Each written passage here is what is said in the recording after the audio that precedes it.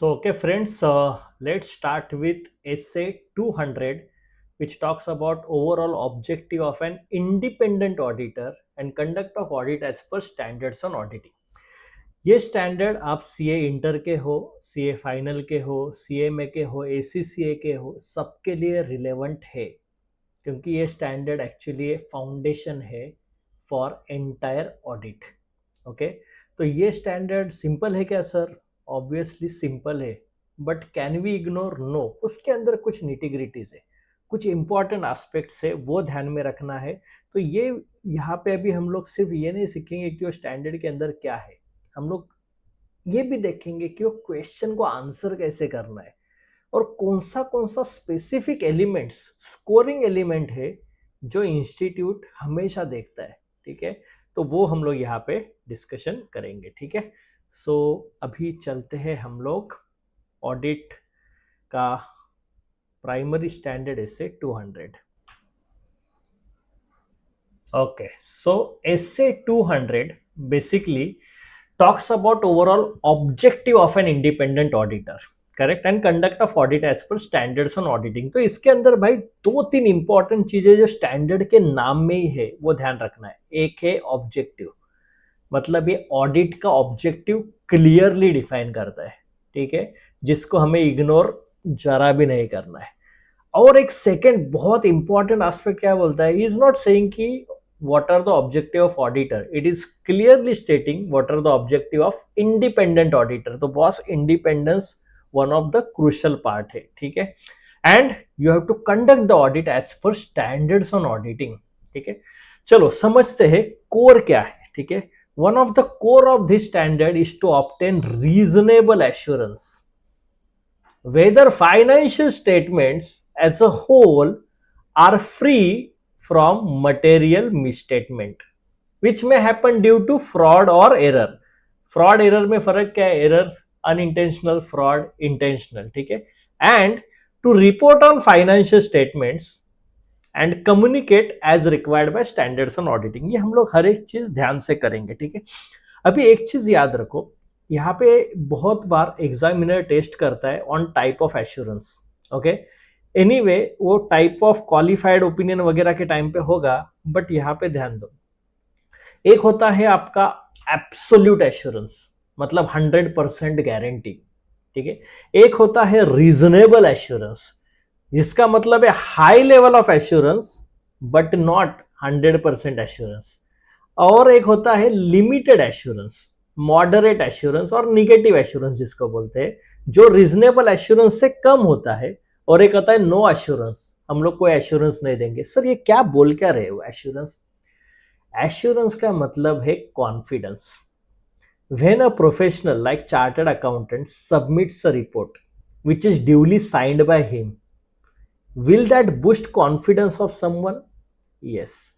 Those various users of financial statements, they are taking decisions on financial statement, based on financial statement. बहुत सारे decision होता है, whether to invest, whether to lend, whether to have a business relationship, etc. For that, one of the basic चीज जो वो लोग देखते हैं ना, ऑडिटर का रिपोर्ट.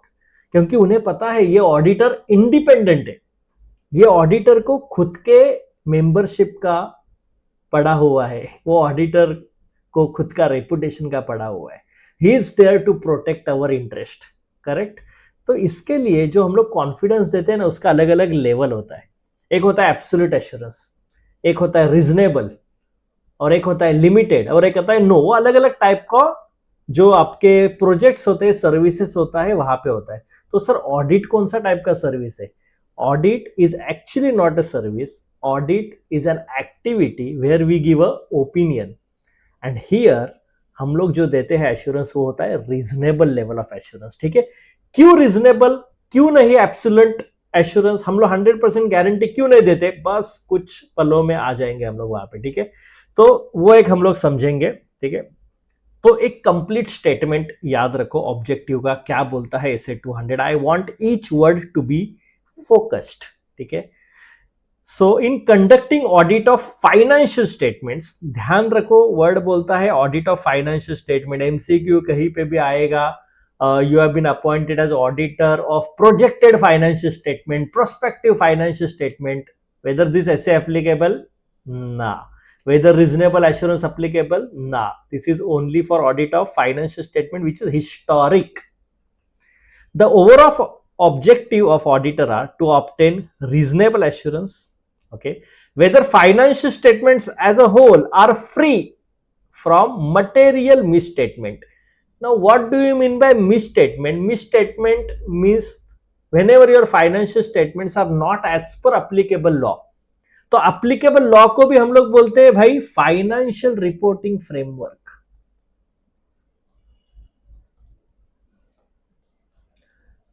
Financial reporting framework. ध्यान देना, इंपॉर्टेंट है. क्यों? क्योंकि ऑडिट में मार्क्स आपको सिर्फ कंटेंट पे नहीं मिलेंगे, आपको मिलेंगे लैंग्वेज पे. स्पेसिफिक फ्रेजेस यूज करना है, ठीक है. तो उस पे हम लोग फोकस कर रहे हैं. तो to obtain reasonable assurance whether financial statements are free from material misstatement, whether due to error और फ्रॉड. फ्रॉड के वजह से मिसस्टेटमेंट हो सकता है या फिर एरर के वजह से हो सकता है. thereby enabling the auditor to express an opinion whether financial statements are prepared in all material aspect, immaterial, material मतलब important aspects in accordance with applicable financial reporting framework. भाई साहब बहुत ही क्रूशल है. So let me explain you what is applicable financial reporting framework.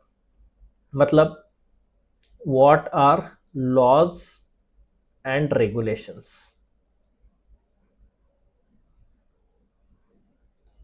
Sir laws regulations, company के तो बहुत सारे लॉज अप्लीकेबल होते हैं. अगर आप ऑडिट कंपनी का कर रहे हो, provident fund, factories act, labour laws वगैरह वगैरह. याद रखो, this talks about laws and regulations relevant to preparation and presentation of financial statements. मतलब सर, मतलब सिंपल है. मुझे जो भी फाइनेंशियल स्टेटमेंट्स प्रिपेयर करना है, प्रेजेंट करना है, उसके रिलेवेंट कौन से लॉ है. तो सर कुछ एग्जाम्पल तो बताओ. अरे बताता हूं ना एग्जाम्पल. एग्जाम्पल ये है, अगर आप कंपनी का फाइनेंशियल स्टेटमेंट बना रहे हो, ठीक है, आप ऑडिटर हो, आप बनाते नहीं हो, आप ऑडिट कर रहे हो, लेकिन कोई तो बनाएगा. तो अगर वो कंपनी है तो उसको कौन से कायदे कानून है फाइनेंशियल स्टेटमेंट में. नंबर वन उनको है कंपनीज एक्ट. सर पूरा कंपनीज एक्ट फाइनेंशियल स्टेटमेंट में थोड़ी है, बराबर, बट उसमें कुछ सेक्शन है. एग्जांपल सेक्शन 128 है जो बुक्स ऑफ अकाउंट्स के बारे में बताता है, 129 बताता है, 133 बताता है. These are the provisions which talks about financial statements etc including accounting standards. तो अकाउंटिंग स्टैंडर्ड भी कंपनीज एक्ट ने बोला है कि फॉलो करना है. अकाउंटिंग स्टैंडर्ड है, इंड एस है, तो अभी वो भी तो कंपनीज एक्ट ने ही बोला हुआ है. तो वो भी क्या हो गया आपका applicable laws and regulations.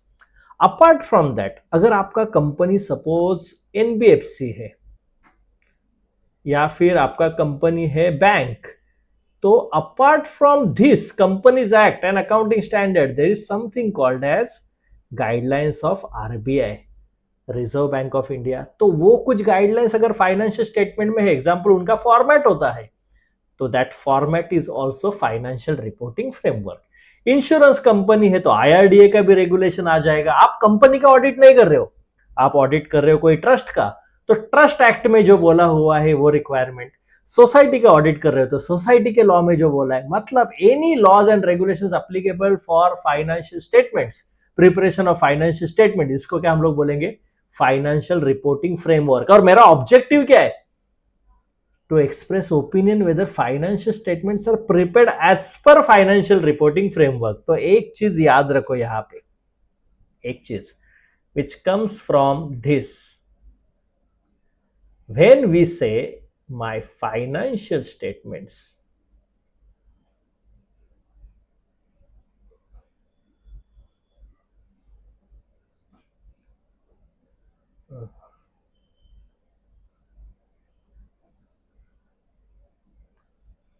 when we say my financial statements are as per financial reporting framework.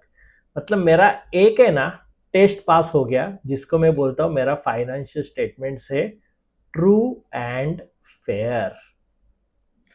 But मेरा फाइनेंशियल स्टेटमेंट जिस दिन इक्वल टू नहीं है with financial reporting framework, that is nothing but we call it as a existence of misstatement. इससे हम बोलते हैं misstatement. Okay, so ये एक चीज आपको याद रखना है, ठीक है। misstatement is nothing but whenever your financial statements are not as per financial reporting framework।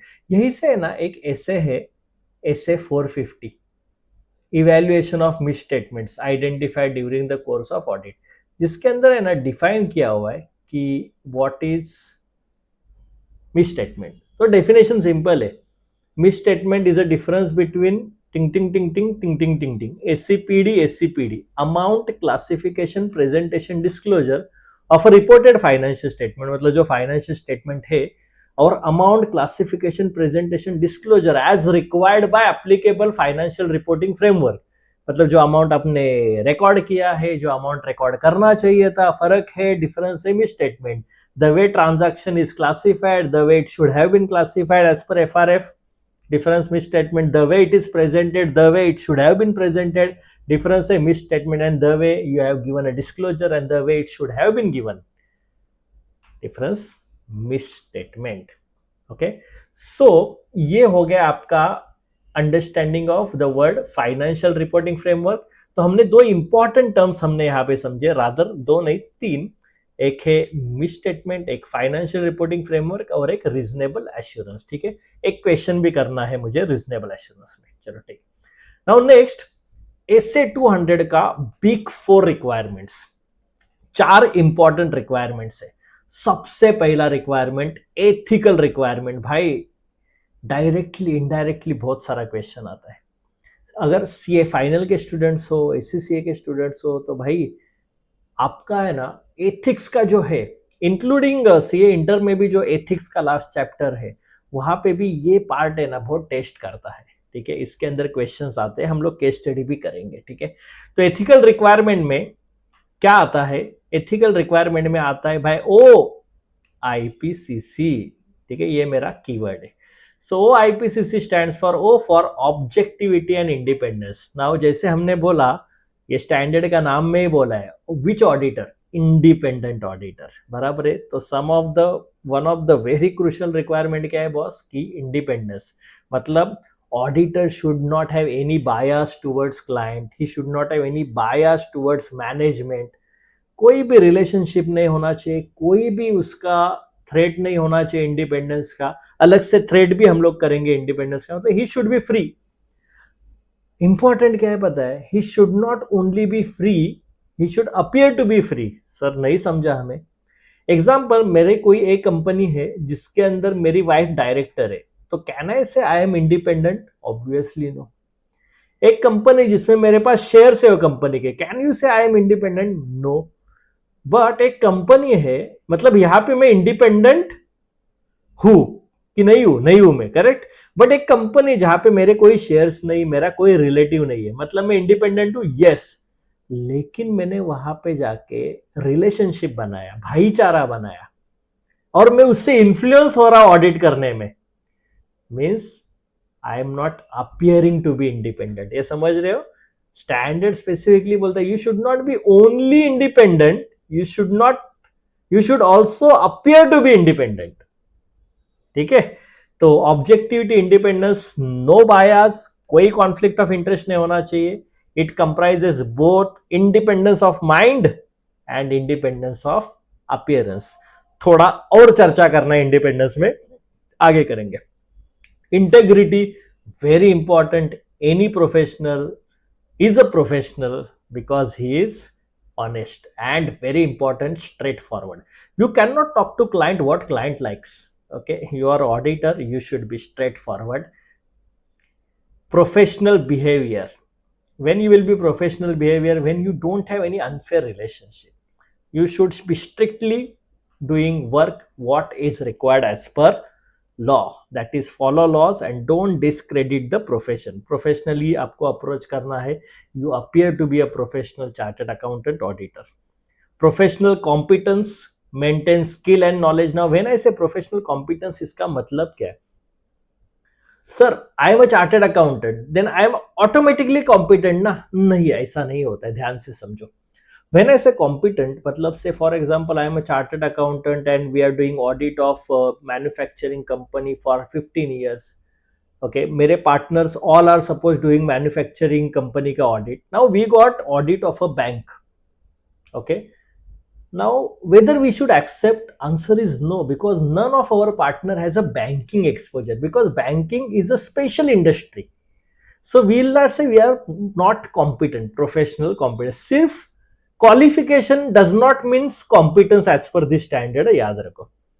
Similarly I tell you one more example. Say मेरे पास ऑडिट्स है, ठीक है, but I don't have enough staff resources. So do I have knowledge? Yes. Do I have skill? Yes. But do I have energy, resources? No. Then I should not accept, because that will affect my opinion, that will affect my report, that will affect users, those who are relying on my report. Quality पे affect होगा, इसके लिए नहीं. तो professional competence is broader concept. Okay, confidentiality. Now यहाँ पे तो बहुत इंपॉर्टेंट है भाई. As a auditor I should not diverge, I should not disclose information to others which I have obtained during the course of audit, unless it is required by law. Law ने बोला है कि मुझे भाई ये share करना है, या फिर मेरा क्लाइंट बोलता है किसी को शेयर करना है. If I share, that would be deemed to be professional misconduct. तो एथिक्स के अंदर एक क्लॉज है जहां पे स्पेशली मेंशन किया है, clause 1 part 1 of second schedule chartered account final CA में है कि CA in practice shall be deemed to be guilty of professional misconduct. और एम्प्लॉय सीए के लिए भी है.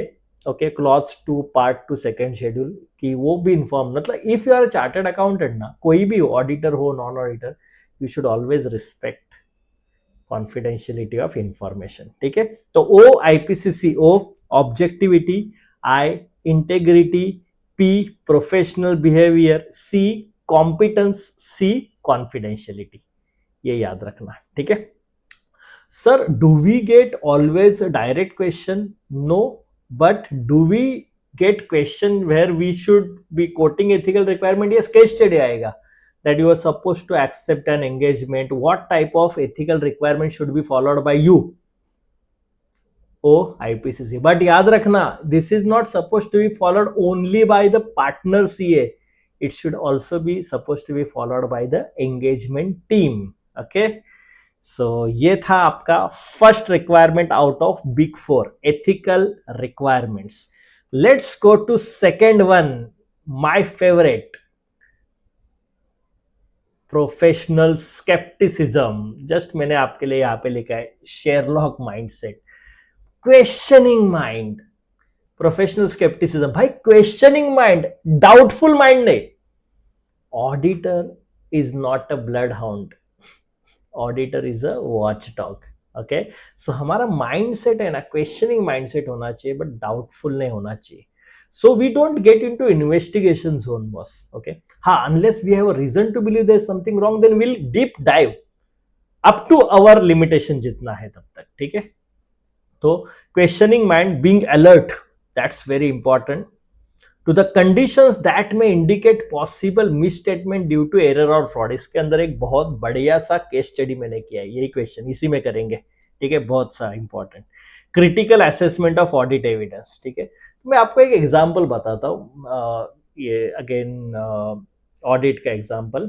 सो इन कारो there is one clause para 3.1 which talks about whether immovable property is in the name of the company और not. ठीक है, title deeds में कंपनी के नाम पे है कि नहीं. सो एक प्लेस पे था वो, और लैंड का टाइटल का बहुत सारा इश्यूज है इंडिया में. ओके, किसके नाम पे है क्या है. तो एक लैंड था which was around 40-45 years ago वाला का था. तो उन्होंने बोला ये हमारे पास है, बट उसका टाइटल डीड हमें नहीं मिल रहा है. तो हमने बोला चलो ठीक है, फिर तो हमें कारों में कमेंट करना पड़ेगा कि you don't have sufficient supporting करके। तो उन्होंने बोला नहीं नहीं, हमारे पुराने वेयर हाउस में हम ढूंढ के दे देंगे एंड ऑल। बोला चलो ठीक है।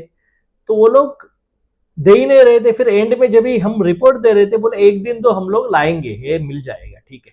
तो उन्होंने लाया जस्ट लास्ट मोमेंट। कुछ डॉक्यूमेंट्स थे, कॉपीज थी, कलेक्टर का स्टैंप, ऐसा कुछ था ना। We are not technically competent, याद रखो chartered accountants, but we have common sense. Now this has happened with one of the place, ठीक है। तो मैंने देखा वो एग्रीमेंट जो था या फिर जो पेपर था टाइटल डीड्स का जो उन्होंने बनाया था, वो अच्छा पुराना पेपर पे था, सब कुछ था, बट उसका जो फॉन्ट था ना वो कैलिब्री फॉन्ट था। तो मैंने उनको क्वेश्चन किया, यार ये कैलिब्री फॉन्ट तो अभी यार 10 साल हुआ है, 15 साल हुआ रहेगा, और ये 70s में तो सब टाइपराइटर होता था एग्रीमेंट्स का, उस टाइम पे तो कंप्यूटर भी था नहीं। They were speechless. बोला अरे हाँ। तो मैं बोला यार, so now here I can not rely now, now I have reason to believe that title may not be in the name of the company. That's what is called as professional scepticism. समझा? तो 70s में boss, even 80s में typewriter थे, computer नहीं थे जिससे print out हो जाए, ठीक है। तो common sense which is not common, but थोड़ा ध्यान देना है। तो एग्जाम कीवर्ड याद रखो, it does not mean that auditor you assume that management is dishonest, ऐसा कभी भी नहीं करना है। It means you don't blindly accept their word, ठीक है। भरोसा नहीं करना है बट डाउट भी नहीं करना है। तो ब्लाइंडली मत एक्सेप्ट करो, ट्रस्ट बट वेरीफाई, ठीक है। ये था प्रोफेशनल स्केप्टिसिज्म, बिग फोर में का second. First ethical requirement, second professional scepticism. Now कदम कदम पे हमें अप्लाई करना है professional judgement. Audit is an art, याद रखना। ऑडिट क्या है भाई, हमेशा याद रखना, ऑडिट इज एन आर्ट है भाई। तुम लोग सब आर्टिस्ट हो, साइंस नहीं है, फिक्स फॉर्मूला नहीं है मुझे इतने ट्रांजैक्शन ऑडिट करने हैं, ये ट्रांजैक्शन इंपॉर्टेंट है, ये नहीं है। You have to apply like, बहुत बार क्या होता है कि आप लोग एक डॉक्टर हो फाइनेंशियल स्टेटमेंट के, आपको देख के कभी कभी पता चलता है यार ये रिलेशनशिप, फाइनेंशियल स्टेटमेंट का रिलेशनशिप, ये मैच नहीं हो रहा है। जजमेंट करने को आना चाहिए आपको। तो आपको जजमेंट कहाँ कैसे करोगे, that is for that you need to be trained. आपके पास नॉलेज होना चाहिए, एक्सपीरियंस होना चाहिए, ये सब। कभी कभी क्या होता है आपके पास नॉलेज एक्सपीरियंस नहीं है वो पर्टिकुलर पार्ट का, but you take consultation with relevant expert, consultation with your senior, right? But be very careful whenever you are apply professional judgment। कहाँ कहाँ पे अप्लाई करना है, to decide what is material, what is immaterial, क्या important है क्या important नहीं है, कहाँ पे ऑडिट रिस्क ज्यादा है, what can go wrong, professional judgement.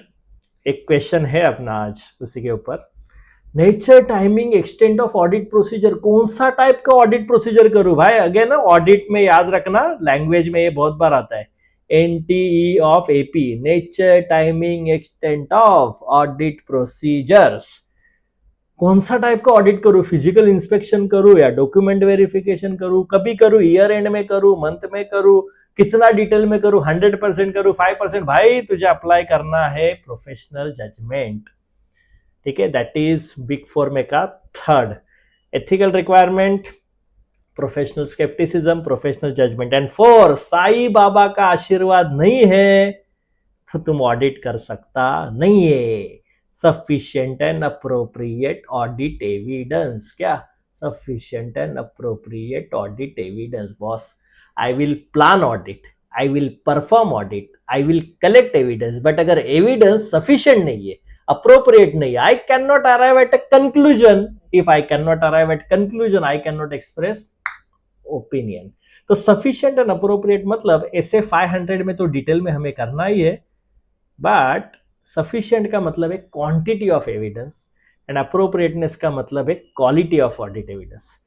So appropriateness basically talks about relevant evidence, reliable evidence, like original copies are more reliable than photocopy. Evidence obtained by auditor himself is more reliable than provided by client, correct? Third party evidences from reliable sources like bank, government is more reliable than internal evidences.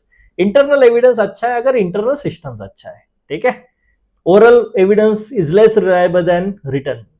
So that is what. So these are the big four requirements of SA 200. ठीक है. Now inherent limitation, my favourite question. ये ना भाई 4 type का question आ सकता है. कितना? 4 type का क्वेश्चन आएगा और आंसर एक ही है. सर क्या 4 टाइप का क्वेश्चन? लाइक एक आएगा, why auditor can not give guarantee कि financial statements true and fair है. Question 1. Why auditor can not certify financial statements. Why auditor cannot give absolute assurance? Why he gives reasonable assurance? And why audit risk cannot be reduced to zero? चारों अलग type दिखते हैं, answer एक ही है. सबका answer एक ही है कि audit has certain inherent limitations. Okay. Number 1, nature of financial reporting. भाई साहब, फाइनेंशियल स्टेटमेंट में कुछ ऐसे आइटम्स है जो खुद बोलते हैं कि boss I may not B correct. मतलब क्या सर? फाइनेंशियल स्टेटमेंट में कोई एस्टिमेट्स होता है, प्रोविजन होता है. तो provision can it be accurate, estimates can it be accurate. Estimate तो वर्ड ही बोलता है एस्टिमेट है. So how I can say 100% correct है? प्रोविजन फॉर डाउटफुल डेट्स, कैसा एग्जैक्ट प्रोविजन करेगा? तुम्हें पता है एग्जैक्टली इतना डेटर लोग पैसा नहीं देगा, डिफिकल्ट है ना. Nature of audit procedures, what we do is auditing, investigation हम लोग नहीं करते. तो अगर मैनेजमेंट ने कोई इंटेंशनली अनइंटेंशनली रॉन्ग इंफॉर्मेशन दिया तो यार हम नहीं पकड़ पाएंगे, क्योंकि हम इन्वेस्टिगेशन वाला प्रोसीजर नहीं करते. हम लोग उसको बोलते हैं ना फॉरेंसिक टाइप ऑडिट नहीं करते, बराबर है. प्लस एक ट्रांजैक्शन रिकॉर्ड कर रहा है, एक अप्रूव कर रहा है, एक पेमेंट कर रहा है, तो सिस्टम अच्छा है. बट तीनों मिले, कोलिजन हो गया तो फ्रॉड हो सकता है, which is difficult for me to detect. Correct. So the audit is not an official investigation. Okay. Similarly audit evidence, what evidences we generally collect ना are persuasive in nature, not conclusive. मतलब sir, मैंने physical verification किया. Suppose एक classes है जिसका benches मैंने देखा, उन्होंने फिक्स एसेट रजिस्टर में लिखा है 50 बेंचेस, 50. मैं जाके देखा एग्जिस्टेंस 50 बेंचेस था. बट मैं ऑडिट के बाद गया, फिर वो 50 बेंचेस बाजू वाले बिल्डिंग में उन्होंने भेज दिया, किसी और का था. मुझे कैसे पता चलेगा? समझ रहे हो? तो एविडेंसेस जनरली जो होते हैं ना, परसुएड करते हैं मुझे टू बिलीव कि ये बराबर है. कंक्लूसिव हमेशा नहीं होते. हाँ, स्टैम्प पेपर, टाइटल डीड्स वगैरह है, that we can say still it is conclusive, but not everything. Correct. And last is I have to finish audit in reasonable time and reasonable cost. देखो, transactions बहुत सारे accountant पूरे साल भर करते हैं, ऑडिट पूरा साल भर हर एक ट्रांजैक्शन के बाद तो नहीं होता. तो लिमिटेड टाइम में मुझे खत्म करना है, सैम्पलिंग में यूज करता हूं. And again there are other limitations like related party transaction में कोई कंट्रोल नहीं है, नॉन कंप्लायंस कुछ हो सकता है, गोइंग कंसर्न कंपनी के इंटेंशन के ऊपर है. तो ऑल दीज थिंग्स आर ना सच whereby I won't be able to give a 100% assurance. समझ रहे हो? So this is, देखो मैंने लिखा हुआ है, one question, why audit risk cannot be reduced to zero, why auditor cannot certify financial statement, and why auditor cannot provide an absolute assurance. ठीक है. डायरेक्ट क्वेश्चन, इनहेरेंट लिमिटेशंस क्या है. ठीक है. Let's now understand another part, exceptions to the scope. What are not in auditor scope, जो हमेशा आपको याद रखना है. Few things which are obvious. Preparation and presentation of financial statement किसका रिस्पॉन्सिबिलिटी? भाई मैनेजमेंट का. देखो, ये गलती से ना लैंग्वेज में मैंने देखा है बहुत बार स्टूडेंट्स लिखते हैं auditor should ensure financial statements are true and fair. भाई ऑडिटर इंश्योर नहीं करेगा. Auditor will express opinion whether financial statements are true and fair और नॉट. तो who should ensure it is true and fair? Management. Who is responsible to select accounting policies? Management. Who is responsible to prepare financial statement? Management. Who is responsible to apply accounting policies? Management. Who is responsible to make estimates, management. ये सब management का है भाई। हम लोग वो जो बनाया हुआ है वो बराबर है कि नहीं चेक करेंगे और ओपिनियन देंगे।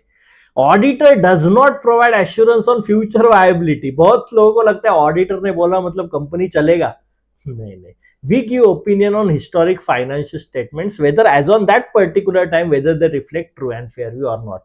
We say true and fair doesn't mean company चलेगा हमेशा। No, the auditor does not certify efficiency of। हम लोग यहाँ पे मैनेजमेंट को सर्टिफाई नहीं करने आए हैं कि अरे हाँ मैनेजमेंट बहुत अच्छा है, बढ़िया है, इफेक्टिव है, एफिशिएंट है, बहुत सही है। नो ना, never. We are here to express opinion on financial statements. ठीक है बॉस, तो ये मिस्टेक करना नहीं। Now case study point of view, my favourite. ठीक है, याद रखना अभी सीए इंटर वालों भी तुम्हें एथिक्स करके अलग से ऐड किया हुआ है पार्ट सीए में। ठीक है, फाइनल भी याद रखना, ये बहुत ही इंपॉर्टेंट पार्ट है। इंडिपेंडेंस है ना, बार बार हर एक स्टैंडर्ड में कहीं ना कहीं आएगा, क्योंकि यार वो बेसिक है ना। इंडिपेंडेंस जब भी होता है ना, तो मैं हमेशा बोलता हूं बस ये फाउंडेशन है। क्या ये independence is foundation of audit? We can use multiple terms like independence is cardinal principle of auditing, independence is fundamental characteristics of auditing। ठीक है, याद रखो क्या है चीज जो इंडिपेंडेंस को अफेक्ट कर सकता है। इंस्टीट्यूट ने बहुत बार क्वेश्चन पूछा है, हर एक threat. So there are 5 threats to independence. एक है बॉस सेल्फ इंटरेस्ट थ्रेट, जहां पे मेरा खुद का इंटरेस्ट है और मैं ऑडिटर हूं।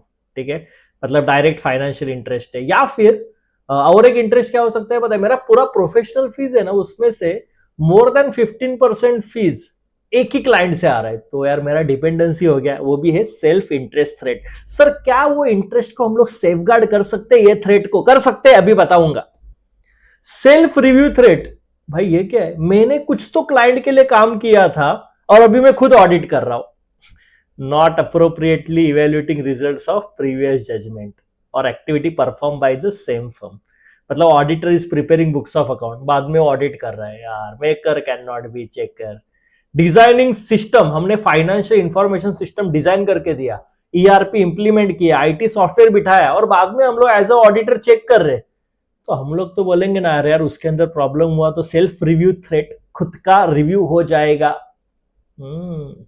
Advocacy, we can not promote client, promoting client position to the point of objectivity, जहां पे कॉम्प्रोमाइज होता है। ठीक है, means acting as advocate for the client in litigation, या promoting shares of client who is our listed client. Familiarity, being too sympathetic or being too familiar to the client, और बहुत सालों से उनके साथ रिलेशनशिप है, और फैमिलियरिटी आएगा, और that will also compromise your independence. तो auditors partner, relative of a director, long association of senior personal. Last वाला है इंटिमिडेशन थ्रेट, बीइंग, डर है कि मुझे क्लाइंट निकाल देगा, डर है कि मुझे क्लाइंट फीस नहीं देगा, डर है कि क्लाइंट मेरे साथ कोई लिटिगेशन करेगा। यह है इंटिमिडेशन। 5 थ्रेट्स याद रखना। एक है आपका सेल्फ इंटरेस्ट, एक है सेल्फ रिव्यू SI SR, एक है एडवोकेसी थ्रेट, एक है फैमिलियरिटी थ्रेट, और एक है आपका इंटिमिडेशन। ससाफी, ससाफी। ठीक है, चलो अभी ध्यान देते हैं सेफगार्ड के ऊपर। ओके, एग्जाम में पॉइंट ऑफ व्यू मेरा tip, if a student simply rights apply safeguard, नहीं मार्क मिलेगा। कौन सा सेफगार्ड बताना है? ठीक है, याद रखो, apply safeguard is not a proper, you need to give which. तो अभी ऐसे है ना, अपना कोड ऑफ एथिक्स में भी मेंशन किया हुआ है विच आर द सेफगार्ड। चलो देखते हैं। तो जहां पे सेल्फ इंटरेस्ट थ्रेट है, ओके, जहां पे फाइनेंशियल और अदर इंटरेस्ट है, तो जो आपका जजमेंट को इन्फ्लुएंस करेगा, तो आपके लिए क्या करना है? एक तो सिंपल है भाई, डिवेस्टमेंट, मतलब वो शेयर्स वगैरह है तो बेच दो आप। ठीक है, या फिर कोई टीममेट है उसका फाइनेंशियल इंटरेस्ट है, फर्म का नहीं है, तो वो टीममेट को रिमूव करो। रिमूव मतलब you may not remove him from firm, but वो ऑडिट टीम में से हटा दो, वो ऑडिट करेगा नहीं। फीस मॉनिटरिंग, देखो कि वो 15% से कम हो। फीस को कम नहीं, क्लाइंट पे डिपेंडेंसी कम करना है आपको। तो हैविंग अप्रोप्रिएट रिव्यूअर, अगर फीस आपका है, सपोज ऐसा नहीं बोलते कि फीस कम करो, ये रॉन्ग है, बट एटलीस्ट चलो ठीक है यार, मेरा 30% है बिजनेस 2 साल से, हो सकता है, चलो। तो है ना, एक बहुत सही इंस्टीट्यूट ने क्या बोला है, एक अप्रोप्रिएट इंडिपेंडेंट है ना रिव्यूअर, जो आपके फर्म का नहीं है, इंडिपेंडेंट रिव्यूअर, सीए है, चार्टर्ड अकाउंटेंट, एक्सपीरियंस बंदा है, उसको बोलो आके एक मेरा इंडिपेंडेंस रिव्यू करे। मतलब कभी का इंडिपेंडेंस रिव्यू, मेरा ऑडिट खत्म होने के पहले और बाद में। तो मैं बोल सकता हूं ना क्लाइंट को, देखो यार ये इंटरेस्ट था, ऐसा था, मतलब मेरा फीस, बट इंडिपेंडेंट हूं, और मैंने इंडिपेंडेंट रिव्यूअर भी रखा हुआ है। Fix fees, ensuring fees are not contingent upon success। देखो यार, अगर आपका fees is limit related to contingency, कि ये ऐसे हुआ तो इतना फीस, या ऐसे हुआ तो इतना फीस, वैल्यूएशन इतना आया तो, ऑडिट में तो नहीं होगा, बट अदर देन ऑडिट जो है आपका, वैल्यूएशन आपने मेरा 200 करोड़ दिखाया तो इतना फीस, 50 करोड़ दिखाया तो इतना फीस, वगैरह वगैरह नहीं होना चाहिए। तो ये सेल्फ इंटरेस्ट थ्रेट का सेफगार्ड है। Self review threat occurs when auditor evaluates results of previous judgment, जो खुद उसने किया है। तो सबसे पहले भाई स्पेसिफिक सेफगार्ड सबसे बेस्ट है टीम सेग्रीगेशन। जो काम जिसने किया था उसको ऑडिट टीम में लो मत, दैट इज जिसने नॉन एश्योरेंस सर्विस दिया था उसको अलग करो। External review, again having another CA perform, CA firm को बोलो कि तुम हमारा रिव्यू करो, वर्क चेक करो, तो दैट ऑल्सो हेल्प्स कि भाई इंडिपेंडेंट रिव्यू हो गया है। इंडिपेंडेंट रिव्यू है ना भाई, बहुत बार आता है, ये लिखेगा ना इंस्टीट्यूट या एग्जामिनर खुश हो जाएगा। सेफगार्ड भूलना मत लिखने को। Client responsibility, ensure that client acknowledges responsibility, ये तो बहुत इंपॉर्टेंट है। हमने क्लाइंट के लिए कोई तो अकाउंटिंग करके दिया, कोई वैल्यूएशन करके दिया, कोई तो भाई उसको बोलो ये मेरा रिस्पॉन्सिबिलिटी नहीं, तेरा है, तूने इंफॉर्मेशन दिया, मैंने बनाया, acknowledgement, sign off, this is your responsibility, I was facilitator. तो क्या होगा पता है क्या, ऑडिट करने के टाइम पे वो लोग ये नहीं बोलेगा कि तो तुमने किया था। Fix client as a responsible. Prohibition, if the threat is too high, like designing of financial IT system, refuse, either non assurance service को रिफ्यूज करो या तो ऑडिट मत लो तुम, ठीक है, that is self review threat. Advocacy threat, now क्या है advocacy threat? when you are advocating, you are promoting your client, तो again engagement quality control reviewer, independent reviewer को अपॉइंट करो, who is not involve in advocating activity, like litigation support आपने दिया था तो वो जिसने सपोर्ट में टीम में था वो नहीं, कोई तो इंडिपेंडेंट आके रिव्यू करे, ये बार बार आता है independent reviewer. Restricted scope, limiting firms role to providing factual information और expert testimony rather than arguing.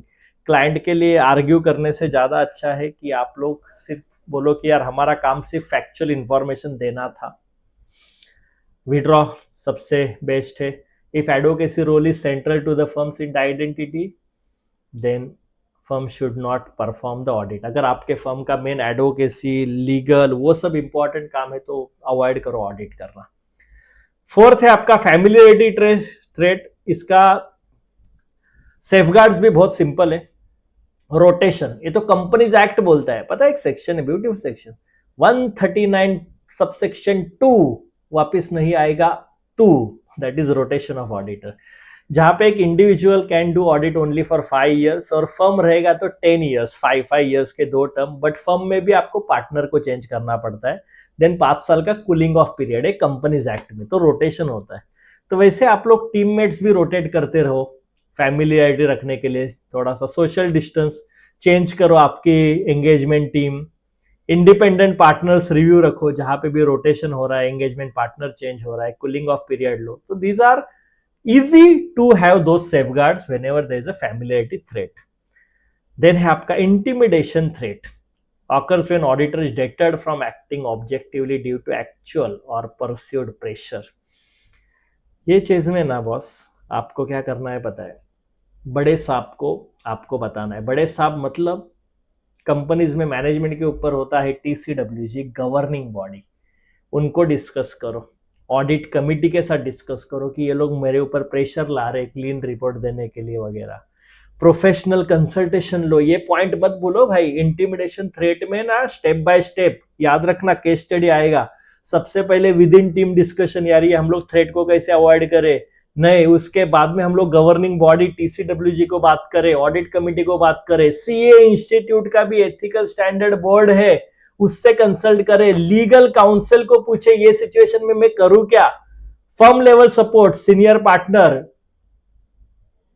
उसको बोलो ये डिस्प्यूट जरा हैंडल करे, and if at all there is any problem reporting, like infra है, एसए 250 भी बताता है non compliance with laws and regulation, कहाँ पे रेगुलेटरी अथॉरिटीज को रिपोर्ट करना है, ये भी है। देखो जैसे फ्रॉड वगैरह केस है ना, तो एक सेक्शन है भाई 143 सबसेक्शन 12 कंपनीज एक्ट का, जो बोलता है अगर 1 करोड़ या उसके ऊपर का फ्रॉड तुम्हें पता चलो तो तुम्हें सेंट्रल गवर्नमेंट को रिपोर्ट करना है। तो ये सब चीजें सपोर्ट में है, ओके, टू अवॉइड। तो आपके साफी याद रखना, threats to independence, self review threat, self interest threat, advocacy threat, familiarity threat, and last one intimidation threat.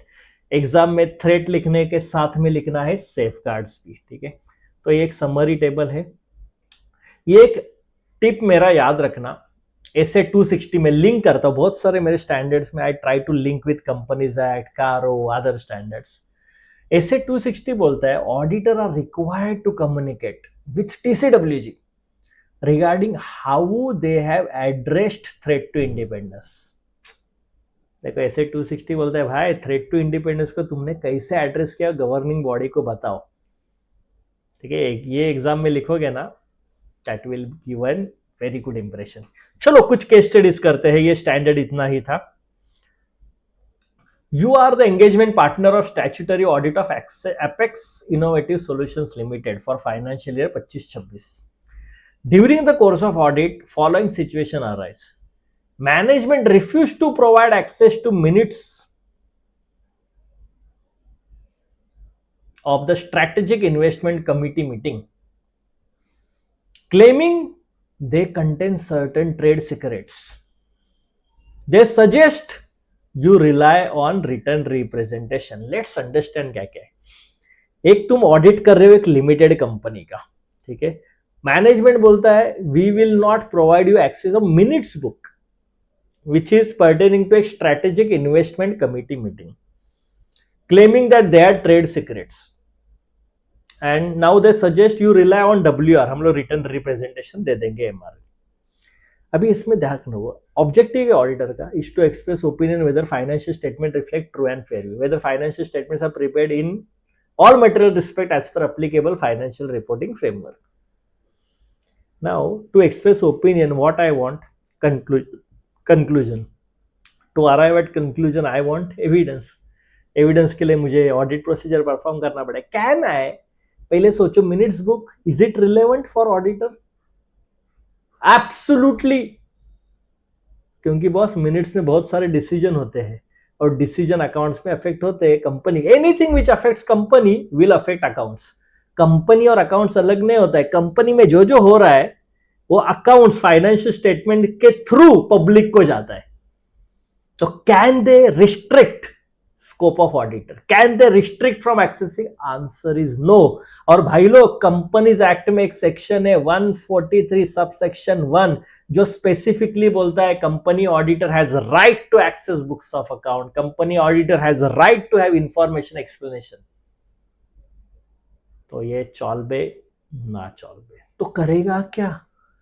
Of course ये मैनेजमेंट के बाद वो टीसीडब्ल्यूजी को बोलेगा, डिस्कस करेगा, उसने भी रिफ्यूज किया तो इंपैक्ट देखेगा कि इसका इंपैक्ट क्या हो रहा है फाइनेंशियल स्टेटमेंट पे, कितना इंपॉर्टेंट है, मटेरियल है बट ज्यादा ये नहीं तो मैं क्वालिफाइड ओपिनियन दूंगा। एक टाइप्स ऑफ ओपिनियन अलग से आप लोग पढ़ोगे, बट होता है वहां पे मैं लिखते financial statement true and fair but ये ठीक नहीं है, या फिर financial statement true and fair नहीं है, एडवर्स ओपिनियन दूंगा। बट अगर कुछ भी इंफॉर्मेशन नहीं मिला, और मुझे लगता है इतना सिग्निफिकेंट इंफॉर्मेशन है कि फाइनेंशियल स्टेटमेंट टॉस पे जा रहा है, मैं डिस्क्लेमर ऑफ ओपिनियन भी दे सकता हूं, अनएबिलिटी टू फॉर्म एन ओपिनियन। तो लेट्स स्कोर, ऑडिट में हमें करना है मोर स्कोर, स्टेजेस वाइज लिखेंगे। एसए 200 साई बाबा का आशीर्वाद, Overall objective of auditor is required to obtain SAI to reduce audit risk to an acceptably low level to express opinion देने के लिए मुझे कंक्लूजन चाहिए, कंक्लूजन के लिए मुझे एविडेंस चाहिए, और वो एविडेंस चाहिए Sai Baba sufficient and appropriate. 143.1 grants statutory auditor an absolute right to access books of accounts voucher whether it is kept at registered office or elsewhere. मतलब मैंने क्लैरिटी दिया भाई स्टैंडर्ड क्या बोलता है, कंपनीज एक्ट क्या बोलता है, और एक केस लॉ भी है मैं आपको बताता हूं जो यहाँ पे डायरेक्ट रिलेवेंट नहीं है, सिचुएशन चेंज होगा तो होगा, बताता हूं आपको. SFIT ये एक ब्यूटीफुल स्टेटमेंट, ब्यूटीफुल बहुत बहुत बहुत बहुत बहुत इंपॉर्टेंट है, याद रखो भाई साहब. WR is equal to sufficient and appropriate audit evidence. Never. WR can never be considered as a sufficient and appropriate audit. Management जो लिख के देगा that cannot be sufficient and appropriate audit evidence. क्यों सर? तो management एक page में लिख के देगा financial statement true and fair, मैंने बोला लिख के दिया है, ओके साइन, फीस दो. ये सिर्फ हम लोग सपोर्टिंग के लिए लेते हैं with other evidences. It can not it self be a sufficient and appropriate audit evidence. ये स्टेटमेंट का एक एक्स्ट्रा मार्क रहेगा, याद रखना. While auditor must request WR, they do not provide sufficient and appropriate audit evidence on their own about any of the matter they dealt with. They are complementary, not a substitute. So analysis in the given case affects this obstructing auditor's right to inspect this. Management offer of WR cannot replace primary evidence जो minutes में से मिलेगा. Furthermore trade secrets के बारे में भी sir बोलो. अरे भाई अभी तो देखा कॉन्फिडेंशियलिटी, ओ IPCC auditor has to follow one of the very important ethical requirement, that is confidentiality. So we are governed by confidence. हम लोग मिसयूज करेंगे तो भाई प्रोफेशनल मिसकंडक्ट है, मेरा लाइसेंस जाएगा. Conclusion, the refusal constitute limitation of scope. So there is SA 705, auditor shall evaluate its impact. If auditor unable to obtain audit evidence, वो disclaimer of opinion दे सकता है या qualified opinion दे सकता है. ठीक है, अभी एक चीज ये ध्यान रखना, ठीक है, ये वाला चीज याद रखना. इफ लिमिटेशन जो है ना बाय पासिंग अ रिजोल्यूशन, मतलब मैनेजमेंट ने शेयर होल्डर्स के थ्रू एक रिजोल्यूशन पास किया कि ये इन्वेस्टमेंट कमिटी का मिनट्स है ना, वो अपने को ऑडिटर को नहीं देना है, और इन्वेस्टर को ज्यादा समझता नहीं, they may not be financial literate. उन्होंने बोला हाँ सबने पास कर दिया एक रिजोल्यूशन की this information should not be shared with auditor. चॉलबे ऑडिटर बोलेगा आता माझी सटकली, सिंघम बर्मिंघम. क्या है sir? There is a case law, Birmingham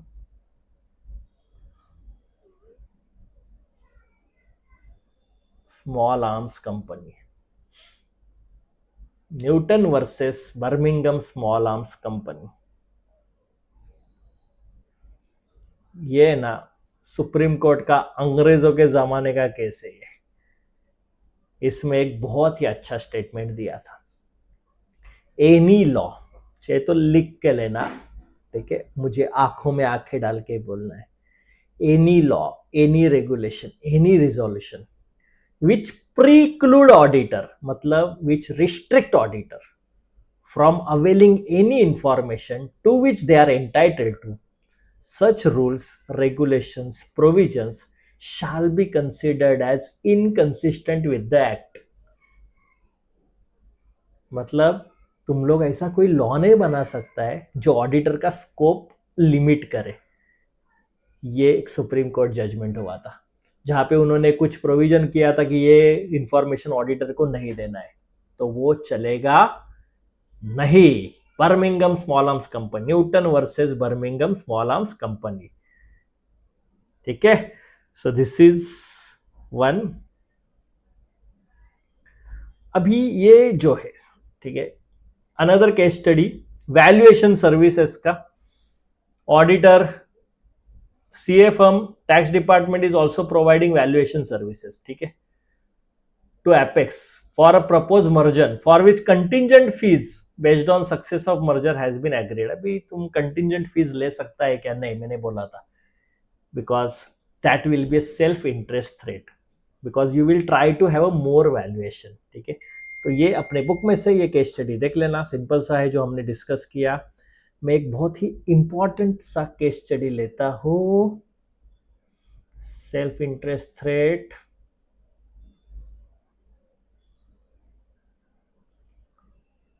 हाँ, Zodiac infra projects limited, professional scepticism वाला 6 मार्क्स का क्वेश्चन, ध्यान दो. You are auditor of Zodiac infra projects limited for 25-26. During the audit you encountered the following. Company sold specialised machinery. Company sold specialized machinery unit to Starline Private Limited, a company owned by wife of Zodiac's managing director की wife की एक company है, उसको हमने एक specialise machinery का एक unit है वो बेचा. कितने में? 50 करोड़ में, जिसका बुक वैल्यू है 85 करोड़. भाई बुक वैल्यू 85, बेचा 50. Questioning mind, alert mind, professional scepticism वाला mind. Management provides valuation report. Management ने वैल्यूएशन रिपोर्ट लिया from independent valuer justifying the 50 crore unit price due to technological obsolescence. Okay, तो एक वैल्यूएशन का एक रिपोर्ट है जो मैनेजमेंट का वैल्यूअर है भाई. You find that internal auditor report had flagged this transaction as unusual. Internal auditor ने बोला ये अनयूजुअल ट्रांजैक्शन है, but management has dismissed the internal auditors concern stating they are not technical experts. Your engagement senior suggests that since valuation report is external evidence and management representation internal evidence are available, no further procedures are required as per SA 500. तो ये भी ध्यान दो. पहला SA 200 बोलता है professional skepticism as an attitude that includes questioning mind, being alert to conditions which may indicate possible misstatement, which may be due to error या fraud, and a critical assessment of those evidences. ये अपना SA 200 का requirement. SA 240 है, which is on fraud. Auditor must maintain skepticism throughout the audit. Skepticism बार बार रखना है, fraud में तो specially. Recognizing that possibility that the material misstatement may exist, notwithstanding auditor's past experience, honesty, integrity. ये बहुत important है. SA 550, ये तो मेरा फेवरेट है. 550 भाई 0 रिलेटेड पार्टी ट्रांजैक्शन, हमेशा स्केप्टिसिज्म होना चाहिए. तो unusual transaction, related party transaction, indicator of fraud, unusual relationship in ratios, be alert. तो analysis, linking of red flags. एक क्या है red flag? Contradicting evidence. Internal auditor का रिपोर्ट कॉन्ट्राडिक्ट कर रहा है मैनेजमेंट से. Is it a indicator? Yes sir, this is a very much indicator. Related party risk. MD की वाइफ है, उसको बुक वैल्यू से अराउंड 40% लेस प्राइस में तुम लोग ने बेचा है यूनिट. ये भी है. वैल्यूअर भी खुद का है. कंपनीज एक्ट में भी related party transaction separately report करना पड़ता है, और वहां पे बोला है ऑडिटर को इंक्वायर करना है कि whether transaction is not merely represented by book entry. तो भाई ये 3-4 एस्पेक्ट्स मुझे रिपोर्ट करने. ठीक है, तो conclusion, audit failure valuation report पे नहीं. देखो इसमें ना ऐसा भी हो सकता है कि एक ऐसे 620 है, ऑडिटर खुद का भी एक्सपर्ट ला सकता है कि मुझे उससे ओपिनियन जानना है कि क्या है भाई, कैसा है, तेरे हिसाब से कितना valuation. That one step he can take. So required action, auditor must perform extended audit procedure. He should not rely only on management representation valuation report.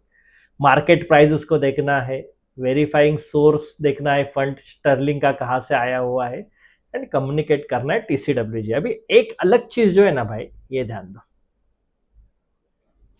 Impactful words जो एग्जाम में स्कोर करने में हेल्प करेंगे। Questioning mind मैं देखो अलग से दिया है मेरे बुक में, जिस पे आपको ध्यान रखना है क्वेश्चन में, क्वेश्चनिंग माइंड। कोरोबोरेटिव एविडेंस, हमेशा एक एविडेंस, जहां पे भी मुझे अलर्ट रहना है वहां पे एक एविडेंस पे कॉन्फिडेंस नहीं होता है, I will try to get a multiple evidence. Corroborative evidence, questioning mind. Contradictory evidence, again a very important term, internally contradicting. and management override. Skepticism is primary a defense against management bypassing control. ठीक है, so एक exam hack, whenever question mentions management representation or expert report as the only source of evidence, कभी दिखाता है for high value transaction, ICAI is testing your professional skepticism। देखो ऐसे question आएंगे कि कोई तो एक ही एविडेंस है और हाई वैल्यू है, मतलब आईसीआई चाहता है कि तुम प्रोफेशनल स्केप्टिसिज्म वाले पॉइंट्स लिखो। आईसीआई चाहता है कि तुम sufficient and appropriate audit evidence के बारे में बात करो। ठीक है, तो ये था आपका एसए 200, बहुत ही सिंपल सा, बट कुछ कुछ टेक्निकल पार्ट्स हमने किए। Most importantly linking, cross linking हमने किए, वो याद रखना। ठीक है, थैंक यू सो मच।